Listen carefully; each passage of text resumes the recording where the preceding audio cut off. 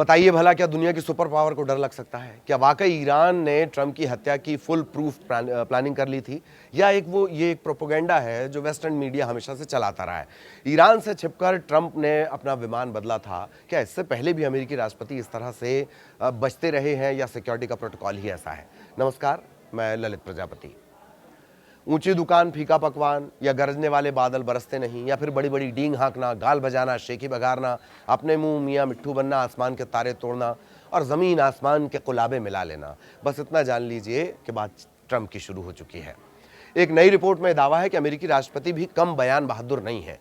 क्यों नहीं होंगे? वो कहते हैं ना कि मुंह के मीटर का कोई टैक्स तो लगता नहीं है। अब रिपोर्ट पर आते हैं। नई रिपोर्ट आई है, इसके मुताबिक अमेरिकी राष्ट्रपति डोनाल्ड ट्रंप ने पिछले महीने तुर्की से ब्रिटेन जाने के लिए सीक्रेट तरीके से एक छोटे मिलिट्री विमान का इस्तेमाल किया था।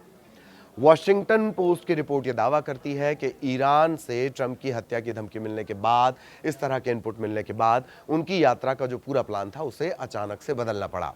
दरअसल तुर्की की राजधानी अंकारा से निकलते वक्त ट्रंप कैमरों के सामने अपने पुराने एयरफोर्स वन के विमान में सवार होते हैं। इसके बाद उन्हें एयरपोर्ट पर सामान और खाना पहुंचाने वाली जो कैटरिंग गाड़ी है वो चुपचाप छोटे मिलिट्री विमान यानी C-32A तक उन्हें पहुंचाया गया था, यह दावा किया जा रहा है। ट्रंप 8 जुलाई को नेटो समिट में शामिल होने के लिए तुर्की की राजधानी अंकारा पहुंचते हैं। वे कतर से मिले नए बोइंग 747 विमान से वहां पर गए थे। वापसी के समय ट्रंप ने कहा कि पुराने हल्के नीले रंग के एयरफोर्स वन से वो ब्रिटेन जाएंगे। कैमरों के सामने वो सवार भी इसी विमान में होते हैं। ट्रंप ने इसकी वजह ये बताई कि पुराने समय की याद में वो इस विमान में सफर करेंगे।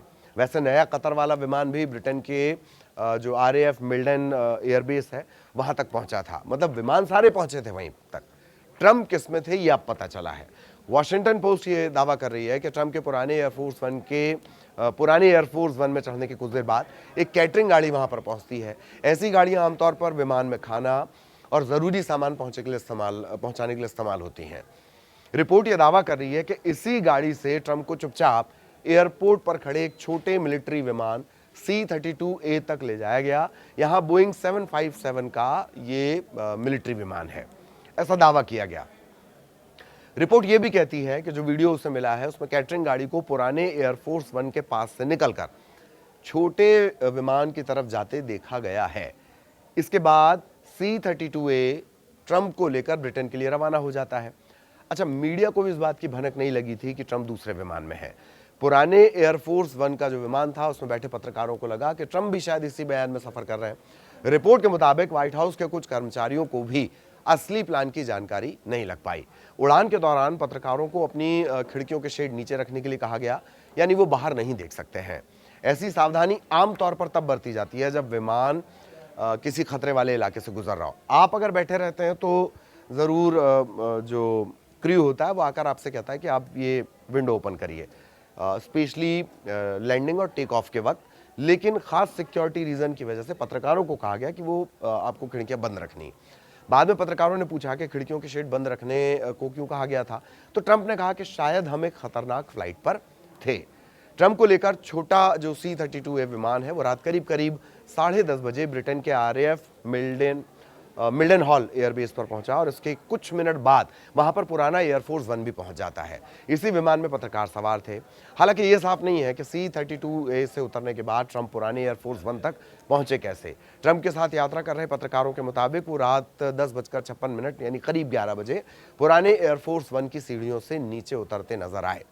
ट्रंप ने पत्रकारों की तरफ हाथ हिलाया लेकिन उनसे कोई बात नहीं की। इसके बाद अमेरिकी सैनिकों से वो मिले और फिर कतर से मिले नए विमान की तरफ वो चले गए।